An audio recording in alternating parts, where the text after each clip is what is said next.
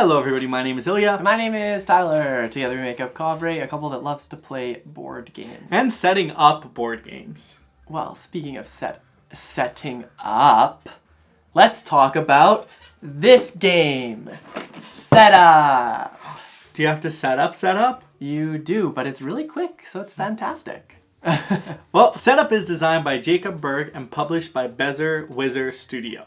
In this game, you'll be placing tiles and be racing to be the first to finish to get to that end point because it's a race. Exactly. You're going to want to make the same runs of the same color or matching identical numbers. So, sets of same number? What? That's my jam. Mm-hmm. Well, with that out of the way, let's take a quick look at how to play the game. You'll begin with Setup. You'll place the main board in the center of the playing area and draw 4 tiles from the bag, placing one onto the 4 common squares. 4 tiles will be drawn and placed next to the board. These tiles are the common hand.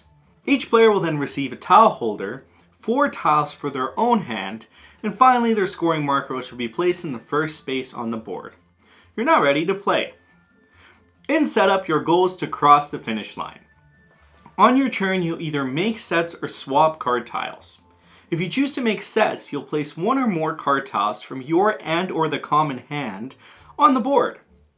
Sets in this game are tiles of the same number or consecutive numbers of the same suit. The tiles you place must all be part of the same set, and you can use tiles already on the board to build or enhance that set. You can only place tiles on the common squares in the center or your own personal bonus squares. Now the neat aspect of the game is that you can make sets in any directions and make multiple sets in the same turn. Let's look at an example. I added a 4 and a 6 from my and the common hand. This allowed me to create 3 sets. Now alternative action you can take if you cannot or do not want to make a set is swapping tiles. You can swap as many tiles from your own hand for the same number of tiles from the bag. Now if you did make sets, you'll score points. You'll score 1 point for each card tile you placed on the board and 1 point for each card tile that interacts with the tiles you placed, making a set. In the example from before, this would yield 7 points. Now if you use tiles in other players' bonus squares, they will gain 1 point per tile used, so it is possible to score points even when it's not your turn. You'll keep playing until a playing piece has reached or crossed the finish line for your player count. At this point, the game is over. If there's more than one player who crossed the finish line in the same turn from personal bonus squares, the player farthest ahead wins. Will you be the first to cross the finish line? I sure hope so. Well, what were your first impressions of Setup? This game has basically no setup, which means it's fast, easy to teach, and you can play it multiple times in one sitting, so it makes for a great table presence and experience. It also gave me that very retro board game vibe. Like if someone pulled this on the table, I'm like, oh, is this game from the 80s?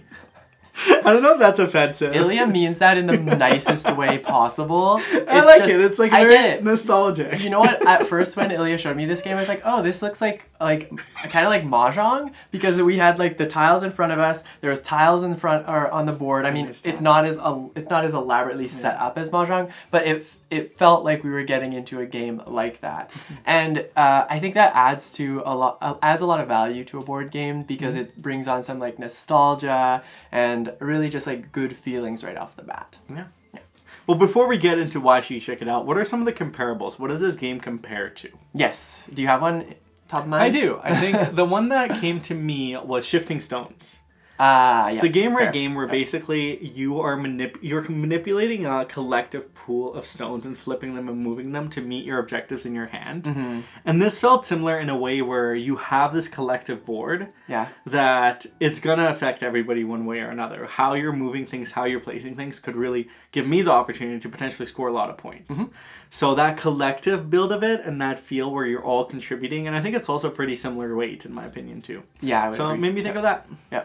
Yeah, that's a good point. I like I do like in Setup where you've got 2 of your own spaces that you can always count on, and then the 4 other are kind of this chaotic mess that depends on who you're playing with. That's pretty fun. Very true. My comparable is maybe a stretch, but I'll tell you why I think it's like that. I think if you like Scout, you'll probably like Setup. Okay. And basically, the reason I say that is you're always trying to like consciously beat what's in front of you. And with setup, you have your hand, you've got the public tiles, and you know what's on the board. So all you want to do, and all you really need to do, is set something up so you can get the most points and the best value out of what you have going for you. I think that's a lot of times what happens in Scout, where you're always trying to plan for these things. And you've got that opportunity to, I guess, scout, where you're taking a card, where in this one you can like discard tiles and bring them back. That's true. But I think even just the facts of runs and pairs and double or triples. What's the quadruples or sets? I guess it would just be like the sets of things. I think that's what made me. I think it's great. Yeah, that's what made me think of it too. Is like the sets and the runs, because that's similar. If like you're trying to do the same thing in Scout. So yeah. Awesome. Okay, so now that we've talked about a couple of our comparables, let's dive a little bit more into why you might want to check this one out. I think again, the non-offensive way of like, it's a retro, it gives that retro nostalgic feel. It generally feels so good at the table. It kind of reminds you of card games as well. The suits aren't quite the same. I think there's an addition. There's a star in there as well.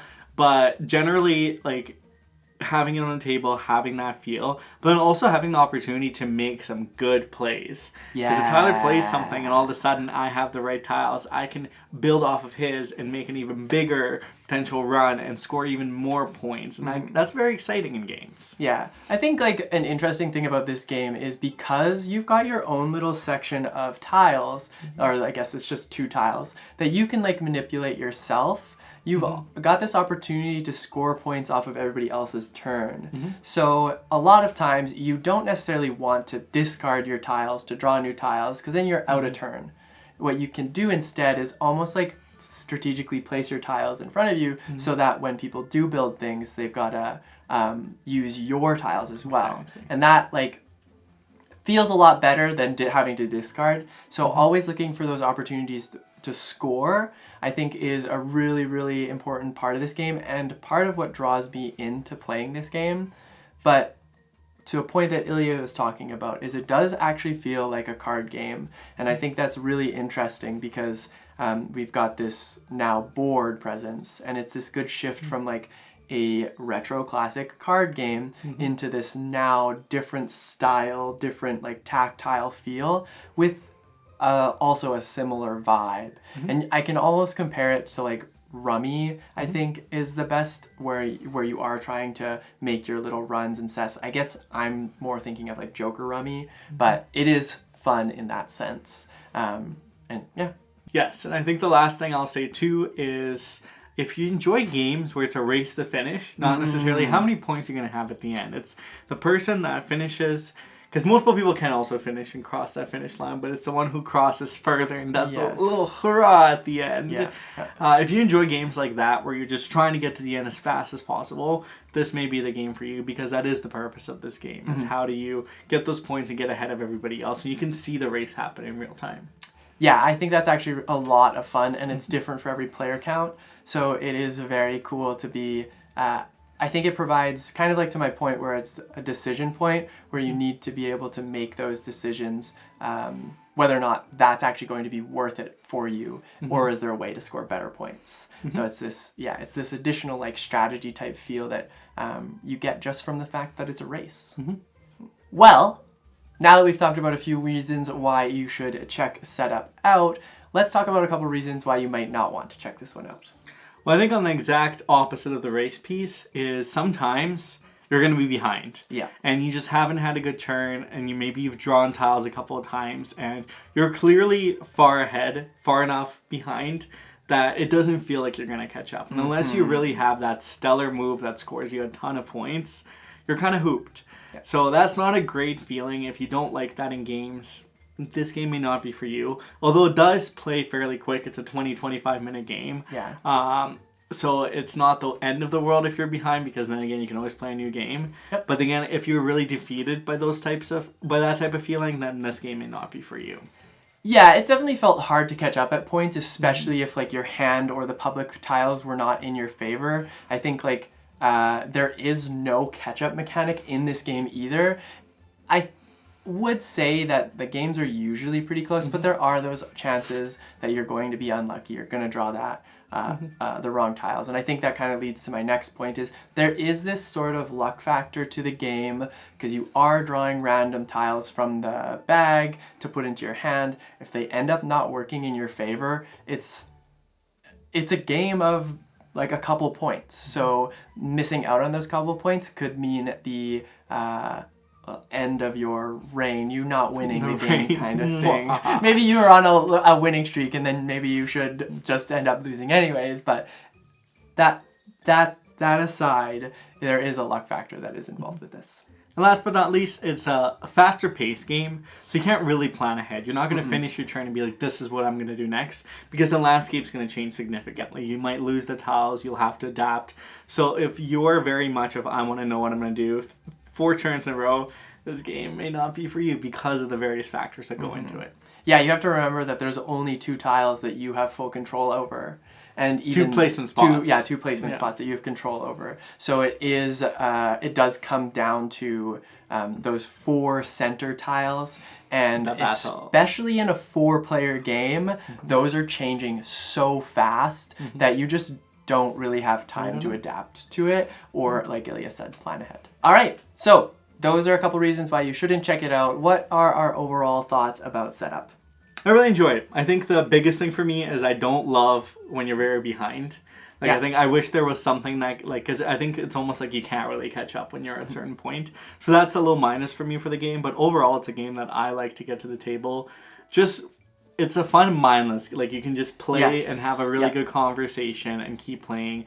And then just put it all again and shuffle it again. And the tactile feel of the tiles, it feels really good. Like Tyler said earlier, it's easy to set up. So generally, I think it's a game that'll hit our table from time to time when we want to drop some tiles on the board. Yeah, I'm really excited to show this one to my parents. I think another thing that actually kind of stood out to me now that I'm thinking about it a bit more is it felt almost like dominoes. So I know that my family really enjoys playing dominoes. I can imagine and actually showing this to my grandma, who's like a huge fan of dominoes and like Skibbo and like those classic games, I suppose you could call them. So this feels like a good bridge for maybe that's another classic. Oh, ha ha ha! Yeah, good point. But yeah, it's like a nice little bridge between like older games and newer games. That's a really good point.